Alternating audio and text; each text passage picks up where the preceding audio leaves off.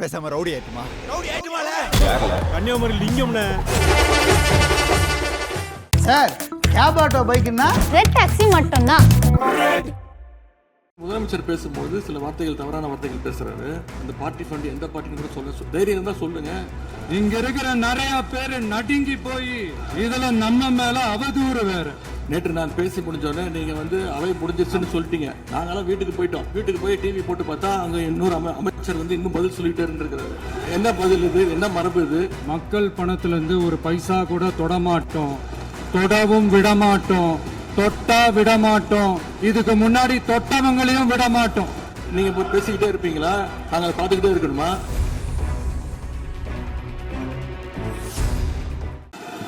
பேச ஆரம்பிச்ச உடனே அவர் சொன்ன வார்த்தை பார்ட்டி ஃபண்ட் சொன்னார். எந்த பார்ட்டின்னு சொல்ல.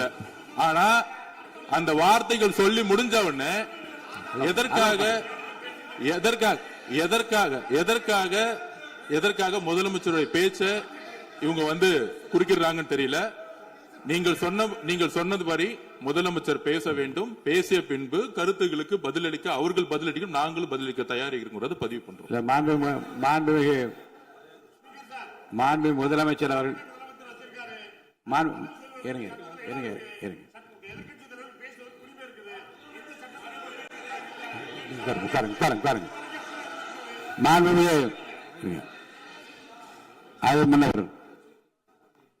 மரபு இருக்கிறது.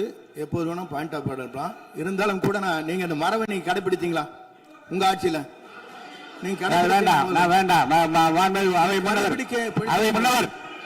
முன்னவர் முன்பு எப்படி நடந்தால் என்பதை பற்றியோ, முன்பு நடந்த நிகழ்வுகள் பற்றியோ நீங்கள் சொல்லி மீண்டும் மீண்டும் இந்த அவையினுடைய மாண்பை குறைக்க வேண்டாம் என்று நான் கேட்டுக்கொள்ள வேண்டாம்.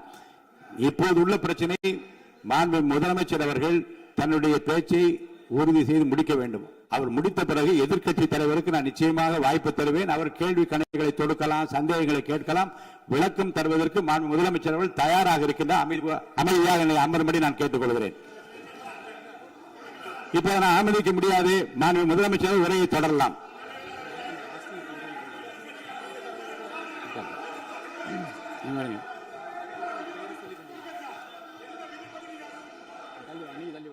மாண்பு உறுப்பினர் ஆஸ்டின் உங்க இடத்துல போய் உட்காருங்க. மாண்பு உறுப்பினர் ஆஸ்டின், நீங்க ஒரு மூத்த உறுப்பினர், சபை விதிகளை நன்கு தெரிந்த ஒரு உறுப்பினர், நீங்க போய் இடத்துல உட்காருங்க. முதல்ல மாண்பு முதலமைச்சர் அவர்கள் உரையை தொடரலாம். இப்போது எந்த விதமான பாயிண்ட் ஆஃப் ஆர்டர்?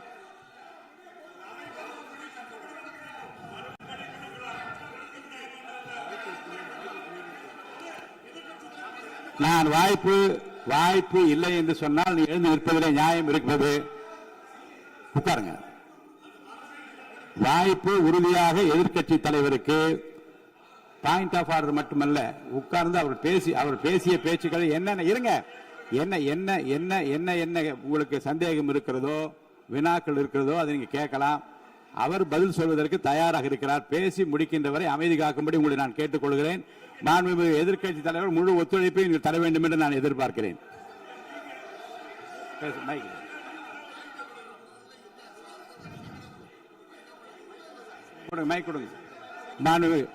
மாண்புமிகு எதிர்க்கட்சி தலைவர், பேரவைத் தலைவர், நீங்க உட்காருங்க. நேற்று நான் பேசும்போது சில அமைச்சர்கள் குறுக்கிட்டு பேசினாங்க. அதற்கு நீங்க அனுமதி கொடுத்தீங்க. அது மாதிரி இன்னைக்கு முதலமைச்சர் பேசும்போது சில வார்த்தைகள் தவறான வார்த்தைகள் பேசுறாரு. அவர் பார்ட்டி ஃபண்ட் அப்படின்னு சொல்லியிருக்கிறாரு. அவர் அமைச்சர் அந்த பார்ட்டி ஃபண்ட் எந்த பார்ட்டின்னு கூட சொல்ல தைரியம் இருந்தா சொல்லுங்க. நாங்க அதெல்லாம் ஃபேஸ் பண்ண தயாரா இருக்கோம். எதையும் ஆதாரத்தோடு எதையும் பேசுங்க. இங்க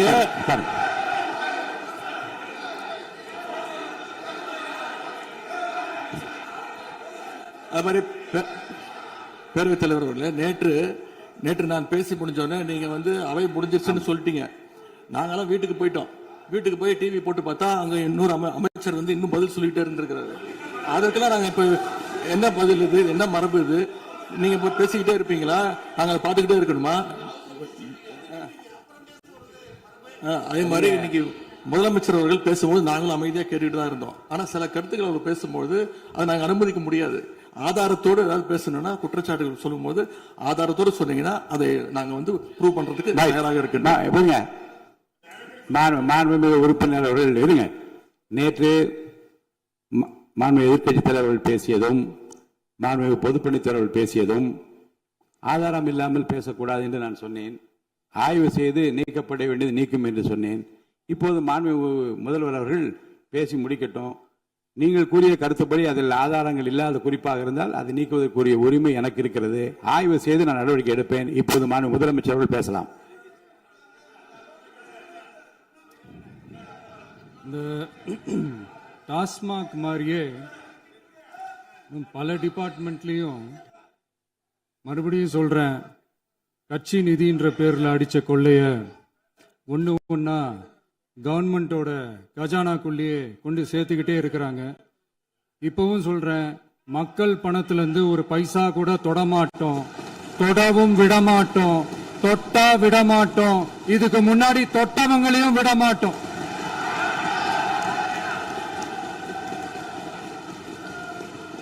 ஒவ்வொரு ஊழலா வெளியில வரும் போலே,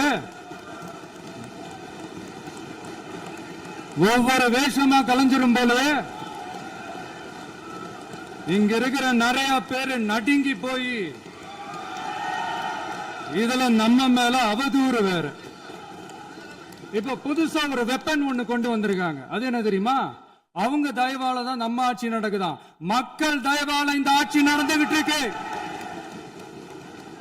மனசாட்சி உள்ள சக்திகளோட ஆதரவால இந்த ஆட்சி நடந்துகிட்டு இருக்கு.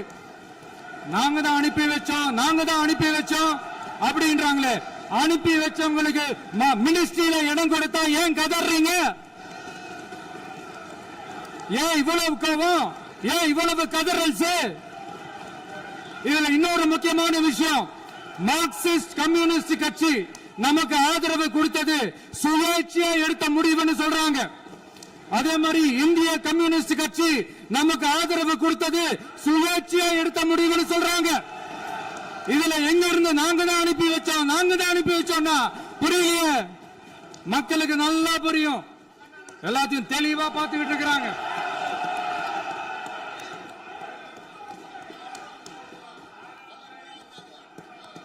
முதலமைச்சர் கண்டினியூ பண்ணலாம். முதலமைச்சர் முதலமைச்சர்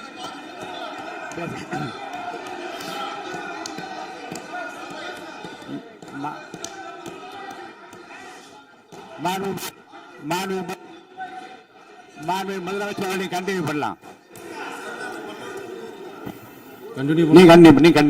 நீங்க கண்டினியூ பண்ணலாம்.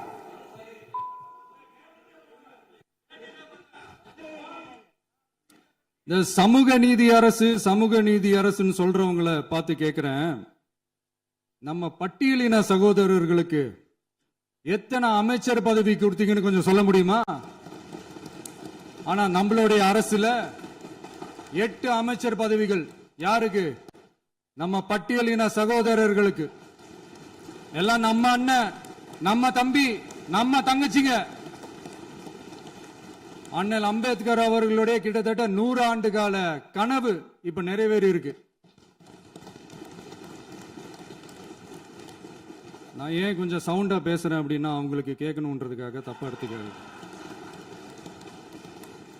அதே மாதிரி பெண்களோட பாதுகாவலர் நாங்க தான் அப்படின்னு சொல்லிக்கிறவங்களை கேட்கிறேன், எத்தனை பெண்களுக்கு அமைச்சர் பதவியில இடம் கொடுத்தீங்க கொஞ்சம் சொல்ல முடியுமா? எங்க அரசுல 4 சகோதரிகளுக்கு அமைச்சர் பதவி கொடுத்திருக்கிறோம்.